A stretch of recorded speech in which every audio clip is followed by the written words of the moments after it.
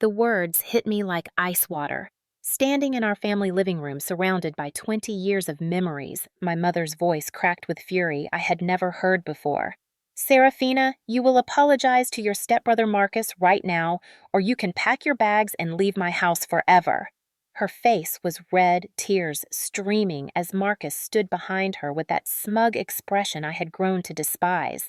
I looked at this woman who raised me, who taught me right from wrong, now defending the man who had just destroyed our family's financial future. Got it, I said, calmly, grabbed my keys and walked toward the door.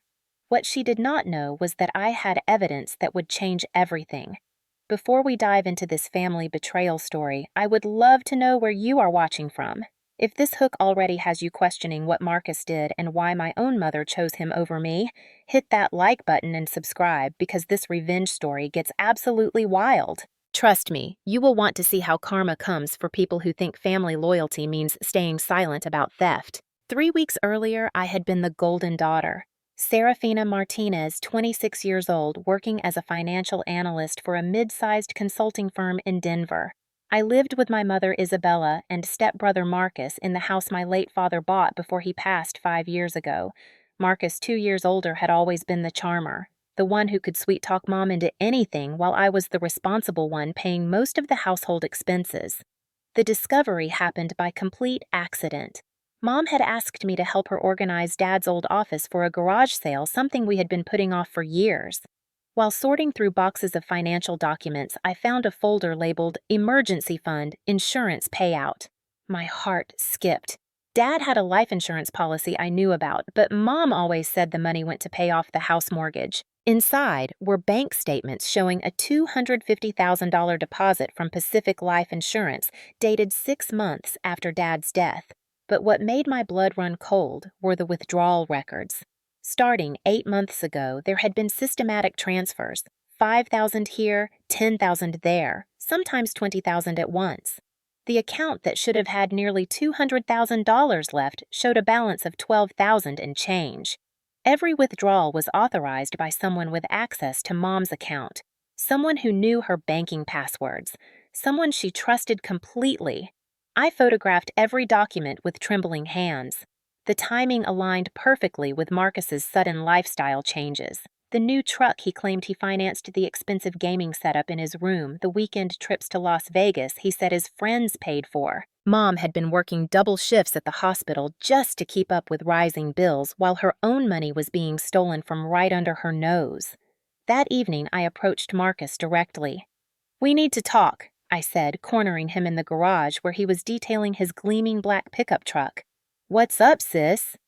His tone was casual, but I caught the slight tension in his shoulders. I pulled out my phone and showed him the bank statements. "Want to explain these withdrawals from Mom's emergency fund?" His face went through a fascinating transformation.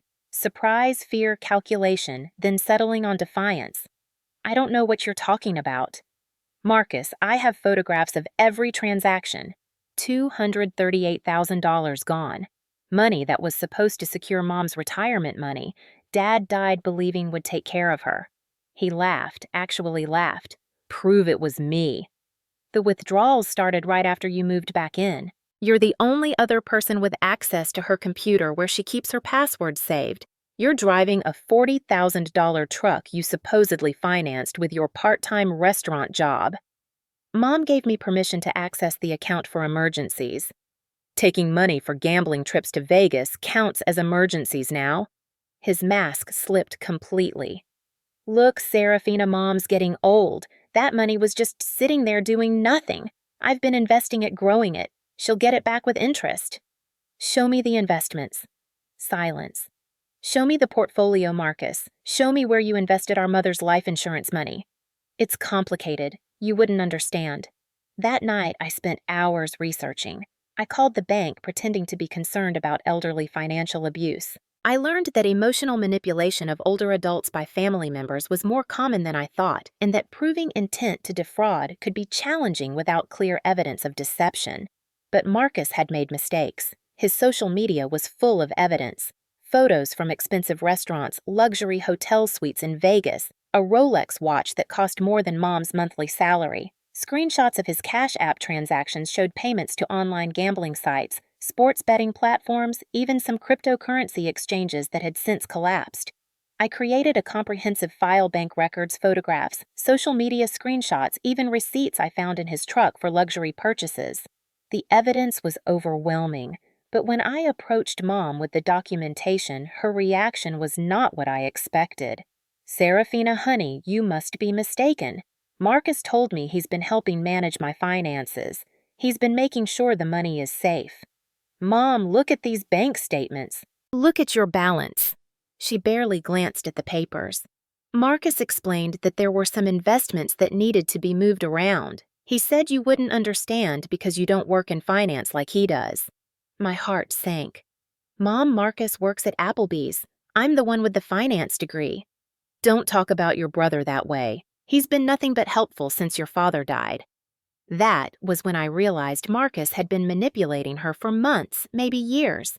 He had positioned himself as the financial expert, the protective son, while painting me as the jealous sister who resented his success. He had been grooming her to distrust my concerns before I even discovered the theft. I tried a different approach. "Mom, can we just call the bank together? Let them explain where the money went." "Absolutely not. I trust Marcus completely, and frankly, I'm disappointed in you for trying to create problems in this family." The gaslighting was complete. Marcus had successfully convinced our mother that protecting him meant dismissing me. I was the problem, not the theft of her entire future security. That night, I made copies of everything and started researching lawyers who specialized in elder financial abuse. But I also started planning something else. A way to expose Marcus publicly, undeniably, in a way that would force Mom to see the truth. I just didn't realize how far Marcus was willing to go to protect his secret. Marcus escalated first. 2 days after my confrontation with Mom, I came home from work to find her waiting in the living room with tears in her eyes and a printed email in her hands. "Serafina, we need to talk about your drug problem." My blood turned to ice. "My what?" She handed me the paper. It was an email from Marcus's account addressed to her with the subject line, "I'm worried about Sarah. Please help."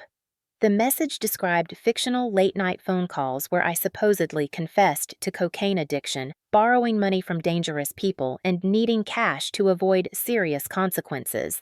It included fake screenshots of text messages where I allegedly begged Marcus for money to pay dealers. "Mom, this is completely fabricated. I don't use drugs. I've never asked Marcus for money." "He showed me the texts on his phone, Serafina. Are you telling me your own brother is lying?" The manipulation was masterful. Marcus had created a narrative where my accusations against him were the desperate lies of an addict trying to deflect blame. He had spent days preparing this counterattack, probably since the moment I showed him the bank statements. "Mom, I'll take a drug test right now. Let's go to the hospital where you work. They can test me immediately." That's not the point. The point is that you're trying to tear this family apart with wild accusations when you're the one with problems. I realized I was fighting a war I couldn't win with logic and evidence alone. Marcus had years of relationship building with Mom, positioning himself as her protector and confidant. I needed to change the game entirely. That evening, I called my father's younger brother, Uncle Raymond. Ray was a retired police detective who had always been skeptical of Marcus but stayed quiet to keep peace in the family. When I explained the situation, his response was immediate. "Bring me everything you have, tonight." Ray's apartment was across town, filled with the accumulated wisdom of 30 years in law enforcement. He spread my documentation across his kitchen table and studied each piece with professional intensity. "This is textbook financial elder abuse," he said after an hour of review. "The pattern, the amounts, the timing, it's all here. But your mother is the victim, and if she won't cooperate, prosecution becomes nearly impossible. What if we could prove he forged her authorization? That changes everything, but we need something definitive." Ray had an idea that was both brilliant and risky. He suggested we set up a controlled conversation where Marcus would be forced to admit his crimes recorded with Mom present. But to do it, I would have to pretend to be desperate, willing to help him cover up the theft in exchange for him stopping his campaign against me. The next morning, I sent Marcus a text. "We need to work together. I know about the money, but I also know Mom will never believe me. Can we figure out how to fix this without destroying the family? His response came quickly. Finally being smart about this. Meet me at Coffee Bean on 5th after work. The cafe was perfect. Public enough to feel safe, but with quiet corners where conversations wouldn't be overheard. I arrived first, chose a table in the back, and activated the voice recording app on my phone, placing it strategically next to my coffee cup. Marcus arrived 20 minutes late, his usual power play. He slid into the booth across from me, wearing that familiar, smug expression. So, you finally came to your senses. I just want Mom to stop crying every night, I said, which was actually true. Simple solution. Stop trying to turn her against me. Marcus, I know you took the money. You know I know. Can we please just talk about how to fix this? He leaned back, studying my face. What exactly do you think you know? I know you've been systematically withdrawing money from Mom's emergency fund. I know you've been gambling with it instead of investing it. I know you've spent almost $230,000 of her life insurance money. Prove it. I don't want to prove it. I want to help you pay it back before she finds out. His eyebrows raised. Help me pay it back. I have savings. My inheritance from Dad was separate, about $30,000. If you can come up with the rest gradually, maybe we can replace the money before she ever knows it was gone. Marcus was quiet for a long moment, calculating. What do you want in return? Stop telling Mom I'm on drugs. Stop trying to make me look crazy. Let's just fix this quietly and move on. And if I don't want your help, then I take everything I have to the police and let them sort it out. But Mom gets hurt either way. He drummed his fingers on the table, thinking. The thing is, Sarah, I don't think you really understand the situation here. Explain it to me. Mom didn't just give me access to her account. She specifically asked me to manage her investments because she was worried about making mistakes. Every withdrawal I made was with her knowledge and approval. That's not what the bank records show. Bank records don't show conversations. They don't show the dozens of times Mom called me panicking about market volatility, asking me to move money to safer investments. I felt my chest tighten. Was he telling the truth? Had Mom actually authorized this? Show me the investment accounts where you put her money. Marcus smiled. That's where things got complicated. See, I was using a really sophisticated cryptocurrency investment platform. Very exclusive, very high returns. Unfortunately, the platform turned out to be a scam. We lost everything. The admission hung in the air between us. He had just confessed to losing our mother's life savings to a cryptocurrency scam, and he was saying it like it was a minor inconvenience. So the money is completely gone.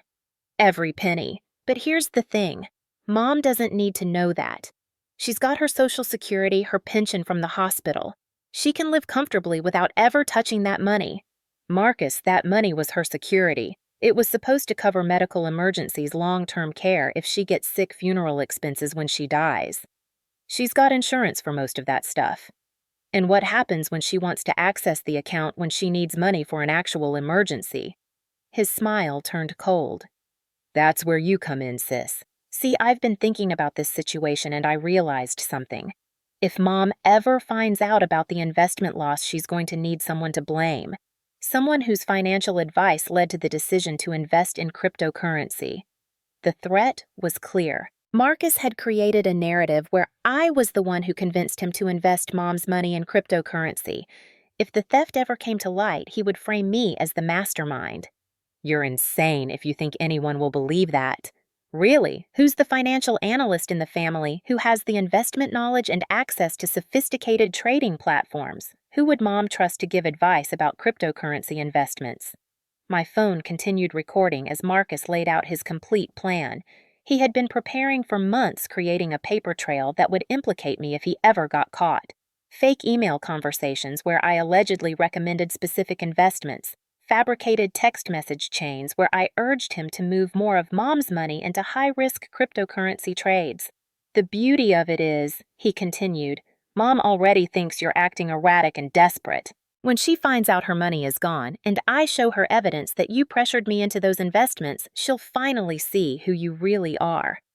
This is completely insane, Marcus. You stole her money and gambled it away. No amount of manipulation is going to change that fact. Manipulation? He laughed. I prefer to think of it as family management.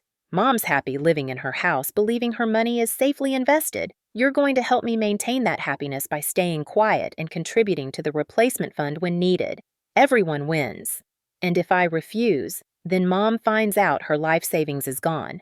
I provide evidence that you're responsible for the bad investment advice, and you get to watch her spend her final years knowing her own daughter destroyed her financial security. Plus, there's always the drug addiction narrative if we need to explain why you would do something so destructive. The conversation lasted another 20 minutes. Marcus detailed exactly how much money he had lost, which gambling sites he preferred, and how he planned to slowly gaslight Mom into forgetting the emergency fund existed altogether. He was so confident in his manipulation that he gave me a complete confession. When I got home that night, I immediately sent copies of the recording to Uncle Ray and began transcribing the most incriminating parts. Marcus had handed me everything I needed to destroy his credibility forever, but I still had to get Mom to listen. The next morning, I implemented phase 2 of my strategy. Instead of confronting Mom directly, I reached out to the people Marcus had been manipulating for months. The extended family and family friends who had been watching our situation with growing concern. My first call was to my father's older sister, Aunt Patricia. Patricia was a retired social worker who specialized in elder abuse cases and had been quietly worried about Marcus's influence over Mom for years. "I've been waiting for this call," Patricia said immediately after I explained the situation. "Your mother has been increasingly isolated, and frankly, some of Marcus's explanations about finances never made sense." Patricia agreed to listen to portions of the recorded conversation, and her professional assessment was immediate. "This is classic financial abuse with sophisticated psychological manipulation. But Serafina, you need to understand something. Your mother is psychologically dependent on Marcus now. He's convinced her that he's protecting her from a dangerous world, and that includes protecting her from you. So, what do? We need to create a situation where multiple trusted voices present the evidence simultaneously. Your mother can dismiss one person as confused or mistaken, but not 5 people she respects. Patricia helped me identify our allies, Uncle Raymond with his law enforcement background, Dr. Harrison, who had been Dad's best friend and was also Mom's physician, Mrs. Rodriguez from next door, who had watched Marcus's lifestyle changes with suspicion, and Patricia herself as someone with professional expertise in elder abuse. Each person needed to understand their role. This wasn't about attacking Marcus directly, but about presenting Mom with evidence she couldn't ignore and support she couldn't dismiss. Dr. Harrison was crucial because Mom trusted his judgment completely. When I played him the recording of Marcus admitting to losing the money in cryptocurrency scams, his reaction was immediate and professional. "This is exactly the pattern we see with financial predators who target family members," he said. The victim becomes emotionally invested in protecting the abuser because admitting they've been manipulated feels like admitting they're vulnerable or foolish. How do we help her see the truth? Very carefully and with a lot of support. She's going to feel embarrassed, betrayed, and probably angry at everyone, including you, before she accepts what happened. Mrs. Rodriguez provided a different perspective. As the neighbor who saw daily interactions, she had noticed Marcus's behavior changes, his expensive purchases, and his increasing control over Mom's social interactions. "I've been worried for months," she admitted. "Isabella used to come over for coffee every week, but Marcus started accompanying her. Then, eventually, she stopped coming altogether. When I asked her about it, she said Marcus thought she was spending too much time gossiping with neighbors instead of focusing on family." The pattern was textbook isolation, gradually cutting the victim off from outside perspectives that might question the abuser's narrative. Uncle Raymond coordinated our approach with military precision. We would present the evidence during a family dinner that Patricia would host ostensibly to celebrate Dad's birthday. Mom wouldn't feel ambushed because it was a planned family gathering, but she also couldn't easily leave when the conversation became difficult. "The key," Raymond explained, "is presenting facts without attacking Marcus's character. Let the evidence speak for itself and let Isabella draw her own conclusions." The dinner was scheduled for Saturday evening. Friday afternoon, Marcus made his own move. I came home from work to find Mom waiting with packed suitcases by the door and that expression of cold fury I had never seen before. "I know what you've been doing," she said without preamble. My stomach dropped. "What are you talking about?" "Marcus told me about your plan. He showed me the recording equipment you planted in his truck, the fake bank statements you created to frame him, the lies you've been spreading to the family." None of that was true, but Marcus had clearly spent considerable time preparing this preemptive strike. "Mom, I never planted anything in his truck. The bank statements came directly from your account. I can prove everything." "Enough?" Her voice cracked with emotion. "I raised you better than this, Serafina. I taught you right from wrong, and this jealousy, this vindictive campaign against your brother, it's not the daughter I know." "What jealousy, Mom? Please just look at the evidence." "I've seen Marcus's evidence. I've seen the screenshots of your text messages asking him to help you create fake financial documents. I've seen the photos of recording devices you hid in our house." The counter-narrative was sophisticated and complete. Marcus had spent days creating fictional evidence that painted me as the manipulative family member trying to frame him. Mom's emotional investment in believing Marcus made her eager to accept any explanation that preserved her reality. "Mom, those are fabricated. Marcus is lying to you." "Marcus has been nothing but loyal to this family. He's helped me manage my finances. He's been supportive during difficult times, and he's protected me from your increasingly erratic behavior." My erratic behavior. The late-night phone calls where you don't make sense, the financial paranoia, the attempts to turn family members against each other. "Serafina, I think you need professional help." This was Marcus's masterstroke. By creating a narrative where my accusations were symptoms of mental illness, he had made it impossible for Mom to consider my evidence objectively. Any proof I presented would be dismissed as a further evidence of my psychological problems. "Marcus showed me everything, Serafina. The fake documents, the recording equipment, the manipulative text messages. I won't have this kind of toxic behavior in my house." "So you're choosing Marcus over me." "I'm choosing truth over lies. I'm choosing family loyalty over destructive jealousy." That was when she delivered the ultimatum that started this whole story. "You will apologize to Marcus right now for the pain you've caused him, or you can pack your bags and leave my house forever." Marcus appeared in the doorway right on cue, wearing an expression of hurt betrayal that would have won him an Oscar. "I don't want her to leave Isabella," he said softly. "She's family. But I can't keep living with someone who's trying to destroy our relationship with lies and manipulation." The setup was perfect. Marcus positioned as the generous brother willing to forgive, Mom positioned as the protective mother, forced to make an impossible choice, and me positioned as the unstable daughter whose mental health problems had led to false accusations. "Serafina," Mom continued, "if you apologize sincerely and agree to get counseling for whatever is causing this behavior, we can work through this as a family." I looked at Marcus's smug face, at Mom's tear-streaked cheeks, at 26 years of memories in that living room. I thought about the evidence in my phone, the recording of Marcus confessing to stealing Mom's life savings, the family members who were finally ready to support her in seeing the truth. "Got it," I said calmly, grabbed my keys, and walked toward the door. "Serafina," Mom called after me. "Where are you going?" I turned back one final time. "I'm going to show the family exactly who Marcus really is. Tomorrow, at Patricia's dinner, everyone will hear the recording of Marcus confessing to stealing your life insurance money. They'll see the bank records, the gambling receipts, and the evidence of every lie he's told you." Marcus's face went pale, but he recovered quickly. "See what I mean, Isabella? More threats, more made-up evidence."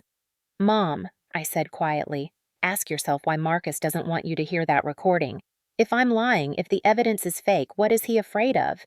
I walked out the door and spent that night at Patricia's house preparing for the most important family dinner of my life. Marcus had won the battle, but the war was just beginning. Saturday evening arrived with unseasonable storm clouds gathering over Denver. Patricia's house felt like a sanctuary as we made final preparations for what Raymond kept calling the intervention. Everyone understood their roles, and more importantly, everyone had reviewed the evidence and understood exactly what Marcus had been doing to our family. But none of us anticipated that Marcus would bring his own reinforcements. The dinner started perfectly. Mom arrived with Marcus, both clearly expecting a normal family celebration. Patricia had outdone herself. Dad's favorite meal family photos displayed prominently, the atmosphere warm and welcoming. Uncle Raymond, Dr. Harrison, Mrs. Rodriguez, and I were already seated when they walked in. "This is lovely, Patricia," Mom said, genuinely smiling for the first time in weeks. "It feels good to have the family together." Marcus scanned the room with calculating eyes, clearly sensing something was different, but unable to identify the threat. We made small talk through appetizers and the main course. Patricia masterfully guided conversation toward family memories, Dad's legacy, and the importance of protecting what he had built for us. Mom relaxed visibly, laughing at old stories and seeming more like herself than she had in months. It was Dr. Harrison who initiated the transition. "Isabella, we asked you here tonight because we care about you deeply and we're concerned about some things we've discovered." Mom's smile faded. "What kind of concerns?" I pulled out my phone and placed it on the table. "Mom, I need you to listen to something. It's a recording of Marcus explaining what happened to your emergency fund." "I won't listen to any more fabricated evidence," she said firmly, but I caught the flicker of uncertainty in her eyes. "If it's fabricated," Uncle Raymond said gently, "then Marcus won't mind us hearing it together. If he has nothing to hide, this will clear everything up." Marcus finally spoke. "This is exactly what I warned you about, Isabella. They're all working together now to isolate you from me." But Patricia was already pressing play. Marcus's voice filled the dining room, clear and unmistakable. "The thing is, Sarah, I don't think you really understand the situation here. Mom didn't just give me access to her account." As the recording progressed, revealing Marcus's admission about the cryptocurrency scam, his threats to frame me, and his detailed confession about gambling away Mom's life savings, the room fell completely silent. Mom's face went through a devastating transformation. Confusion, recognition, denial, and finally heartbreak.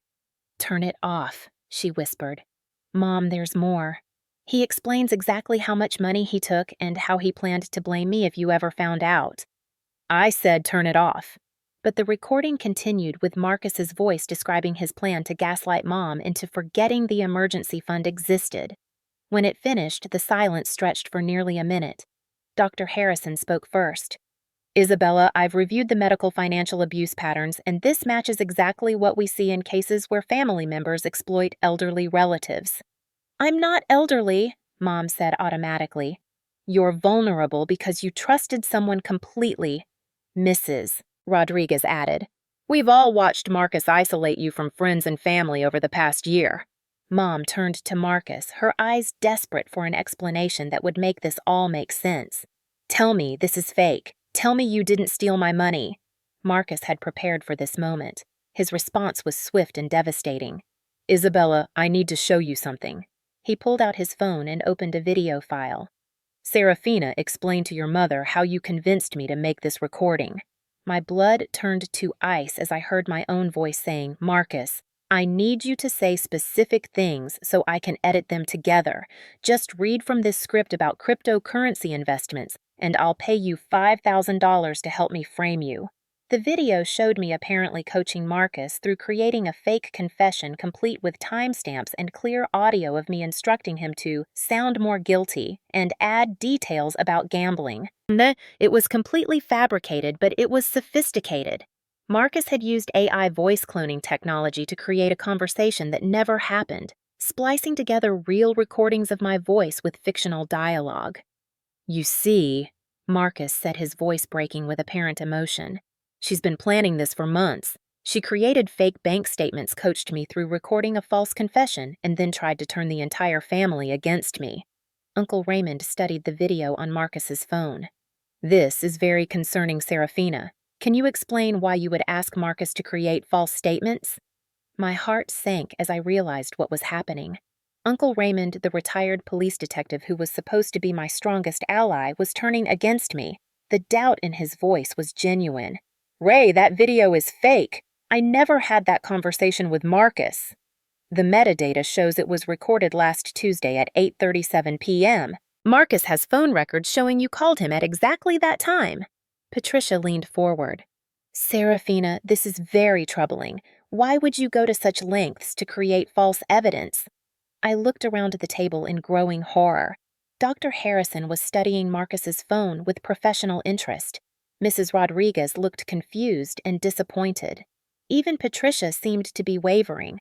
Marcus had prepared a counteroffensive that was brilliant in its simplicity. He had created evidence that made my evidence look fabricated, and he had done it so convincingly that even my allies were starting to doubt me. The bank records are real, I insisted. You can verify them directly with the bank. Banks can make mistakes, Dr. Harrison said slowly. And if someone had account access, they could potentially create misleading printouts. This is insane. You're all falling for his manipulation just like Mom did. Or, Uncle Raymond said quietly, we're seeing evidence that you've been creating an elaborate deception to frame your stepbrother for financial crimes he didn't commit. Mom was crying openly now, but her tears were for Marcus, not me. Serafina, how could you do this? How could you try to destroy Marcus with lies just because you're jealous of our relationship? The evening collapsed completely. One by one, my carefully assembled allies began questioning my evidence and accepting Marcus's counter-narrative. He had anticipated every move I might make and prepared responses that were more convincing than the truth. By the time we left Patricia's house, Marcus had successfully painted me as a disturbed young woman who had created an elaborate frame-up of an innocent family member. Mom's faith in him was stronger than ever, reinforced now by the apparent confirmation that I was everything he had said I was. I drove home in shocked silence, realizing that Marcus had played a game I didn't even know we were playing. He had spent months preparing for the possibility that I would gather evidence against him, and his counter-strategy was devastatingly effective. But Marcus had made one critical mistake. In his confidence that he had neutralized my support network, he had overlooked someone who had been quietly watching our family drama unfold from a unique vantage point. Someone who had access to information that would prove definitively who was telling the truth. 3 days after the disastrous family dinner, I was sitting in my temporary apartment going through bank records for the 100th time when my phone rang. The caller ID showed a number I didn't recognize. Is this Serafina Martinez? The voice was professional female, slightly nervous. Yes, who is this? My name is Amanda Foster. I work at First National Bank in the Fraud Investigation Department. I understand you've been asking questions about unusual activity on your mother's account. My heart started racing. Yes, I have been, but I thought the bank couldn't discuss account details with anyone except the account holder. Under normal circumstances, that's correct. But when we identify patterns consistent with elder financial abuse, we have protocols that allow us to contact family members who may be able to assist in our investigation. Investigation? Ms. Martinez, your mother's account has been flagged by our automated fraud detection system for the past 6 months. The withdrawal patterns, amounts, and frequency all triggered alerts that suggest potential unauthorized access. I could barely breathe. What kind of alerts? Systematic withdrawals that don't match the account holder's historical behavior access patterns, suggesting multiple users with different behavioral signatures, and transaction timing that correlates with known elder abuse indicators. Amanda explained that the bank had been building a case file on Mom's account activity, but they needed cooperation from the account holder to proceed. When Mom consistently dismissed their concerns and insisted the transactions were authorized, they had reached out to me as the listed emergency contact. I need to meet with you in person, Amanda continued. I have documentation that I think you'll find very interesting. We met that afternoon at a coffee shop downtown. Amanda was younger than I expected, probably early 30s, with the careful demeanor of someone who dealt with financial crimes regularly. Before we begin, she said, I need to be clear that what I'm sharing with you is part of an ongoing investigation, and your cooperation could be crucial in protecting your mother's remaining assets. She spread several documents across the table.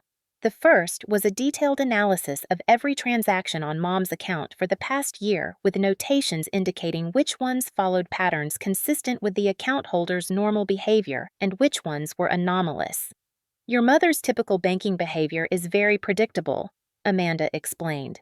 Small, regular transactions, conservative timing, careful documentation. But starting 8 months ago, we see a completely different pattern: large withdrawals, unusual timing, access from multiple devices and locations.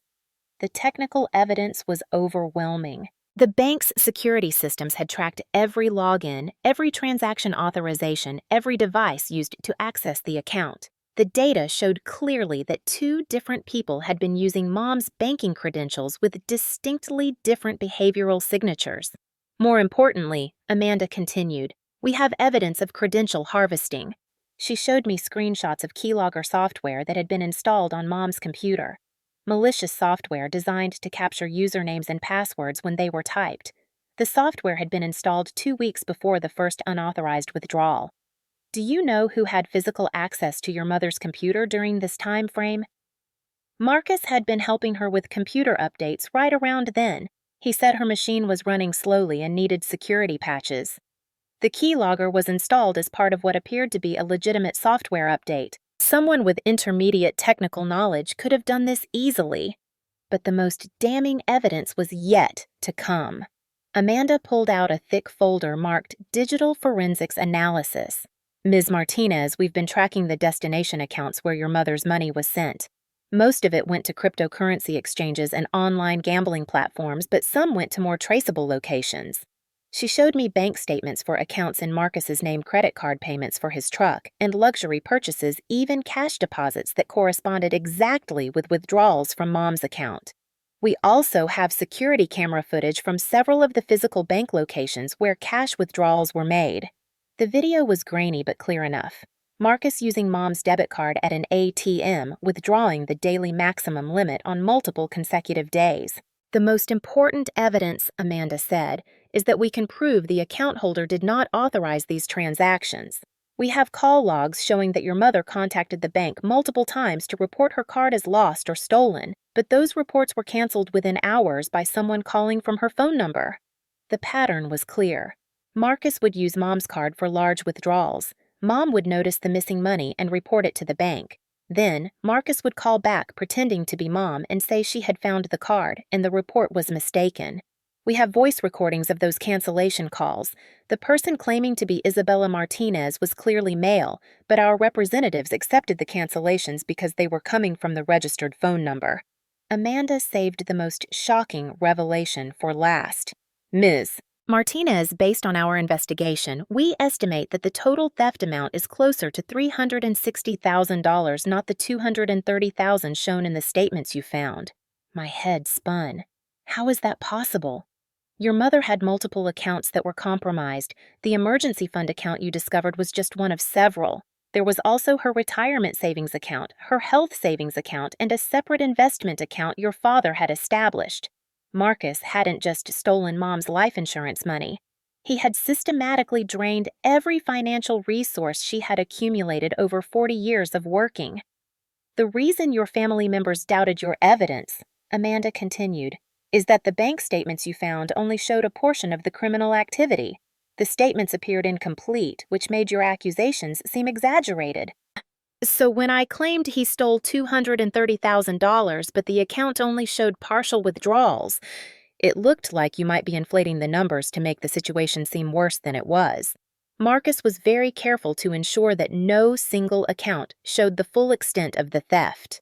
Amanda's final piece of evidence was a complete financial reconstruction showing every stolen dollar, every forged authorization, and every instance of identity fraud.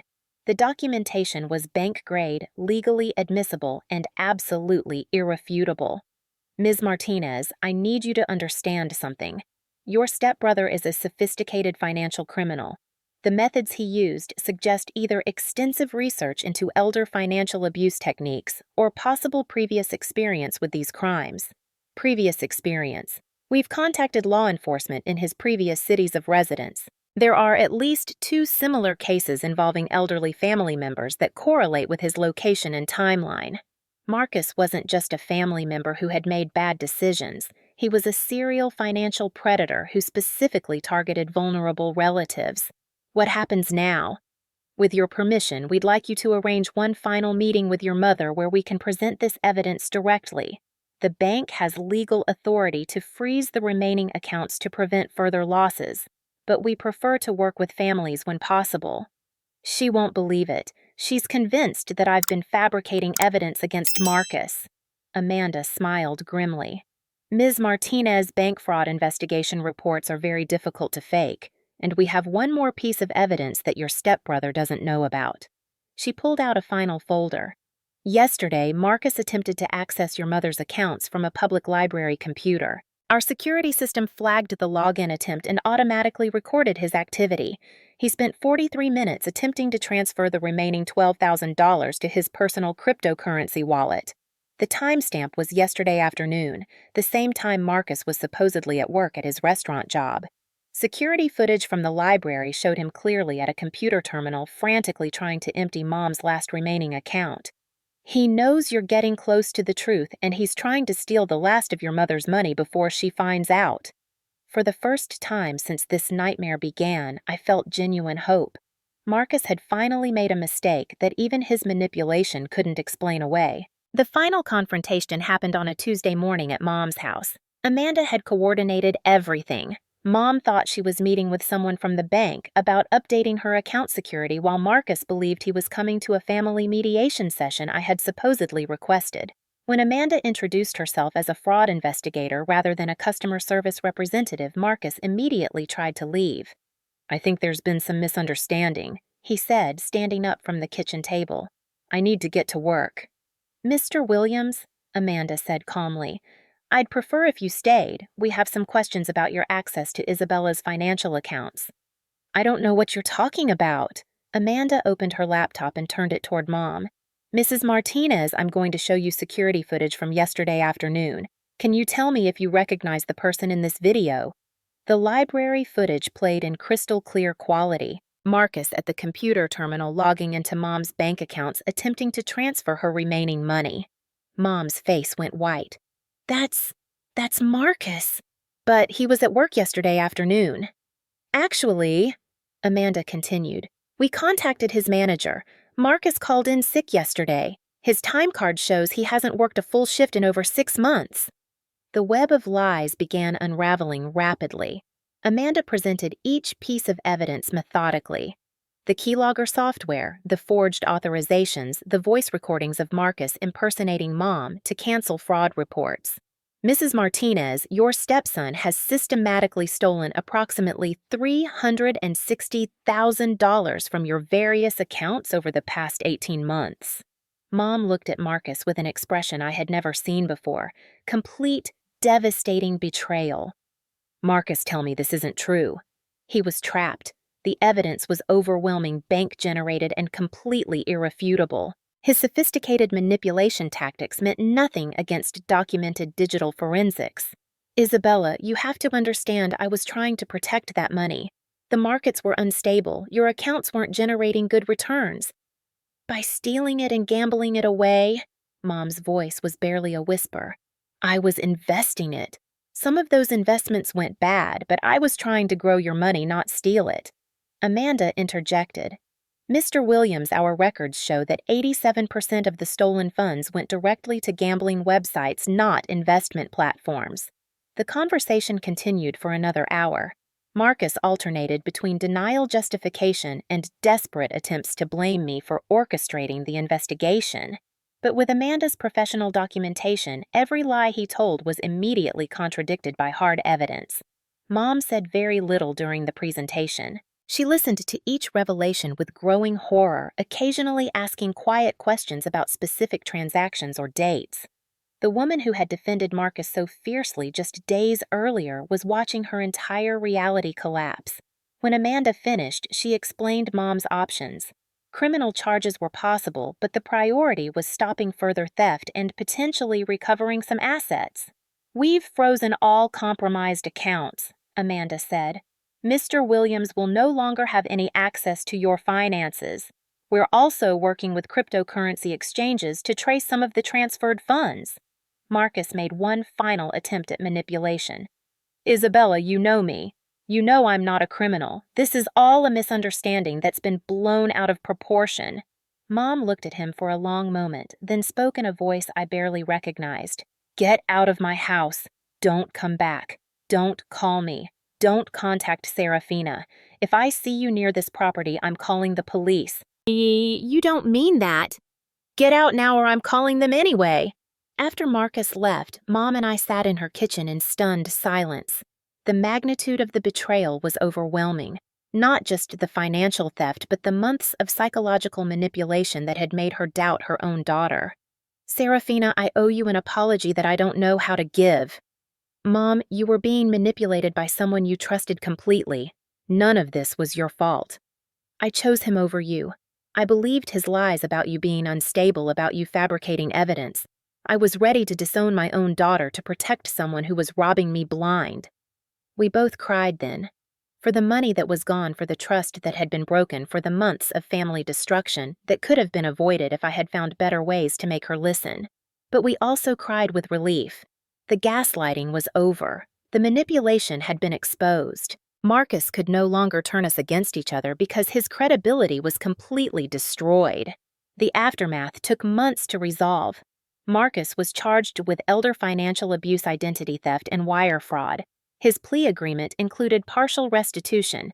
He would pay back about $60,000 over 5 years, a fraction of what he had stolen, but better than nothing. The bank recovered another $40,000 from traced cryptocurrency transactions, but the majority of Mom's life savings was gone forever. More importantly, our family relationships needed to be rebuilt. Uncle Raymond, Patricia. Dr. Harrison and Mrs. Rodriguez all apologized for doubting my evidence during the dinner disaster. They had been manipulated just as effectively as Mom, and they were horrified at how easily Marcus had turned them against me. "The scary thing," Patricia said later, "is how convincing he was. The fake video evidence, the psychological explanations for your behavior, it all seemed so plausible because we wanted to believe that families don't really hurt each other like that." 6 months later, Mom sold the house and moved into a smaller place closer to my apartment. We had dinner together twice a week and slowly rebuilt the relationship that Marcus had tried so hard to destroy. She started seeing a counselor who specialized in helping people recover from psychological manipulation. The sessions helped her understand how Marcus had gradually isolated her, convinced her to distrust her own judgment, and made her emotionally dependent on his approval. "The hardest part," she told me during one of our dinners, "is accepting that I was vulnerable to this. I always thought I was too smart, too independent to be fooled by someone like Marcus. He spent years building your trust before he started stealing. The manipulation was sophisticated and deliberate. But you saw through it, only because I found financial evidence. If I hadn't accidentally discovered those bank statements, he might have gotten away with all of it." Our chosen family expanded too. Amanda became a genuine friend, someone who understood the complexity of financial crimes and family betrayal. Uncle Raymond returned to his role as family protector, but with new respect for how dangerous predators could be within families. Dr. Harrison helped Mom access resources for elderly financial abuse survivors, and Mrs. Rodriguez resumed her role as the caring neighbor who watched out for suspicious activity. The money Marcus stole was devastating, but it wasn't irreplaceable. Mom's real security came from having family relationships built on truth, instead of manipulation support networks that couldn't be poisoned by lies, and the knowledge that she had survived someone's deliberate attempt to destroy her independence. As for Marcus, he disappeared after his sentencing. No forwarding address, no contact with mutual acquaintances, no social media presence. Amanda told me that financial predators often moved frequently to avoid accountability and find new victims. "People like him don't change," she warned. "He'll probably target someone else's family eventually." But that was no longer our problem. We had survived his attack on our family, learned to recognize manipulation tactics, and built stronger relationships because of what we had endured together. The most important lesson was that family loyalty doesn't mean staying silent about family crimes. Real love means protecting people from those who would harm them, even when the threats come from within the family itself. Have you ever had to choose between family loyalty and protecting someone you love from family betrayal? I learned that sometimes the most loving thing you can do is refuse to let someone destroy themselves through misplaced trust. If this story resonated with your own experiences with toxic family dynamics, I'd love to hear your thoughts in the comments below. And if you believe that karma eventually catches up with people who manipulate and betray their families, hit that like button to let me know this justice story was worth sharing. Don't forget to subscribe for more real-life drama stories where the truth finally comes out and the people who think family love means silence learn otherwise. Thank you for watching my family's journey through betrayal to justice, and remember, sometimes walking away is the first step toward saving the people you love most. Share this with anyone who needs to hear that protecting yourself from family manipulation isn't betrayal, it's survival.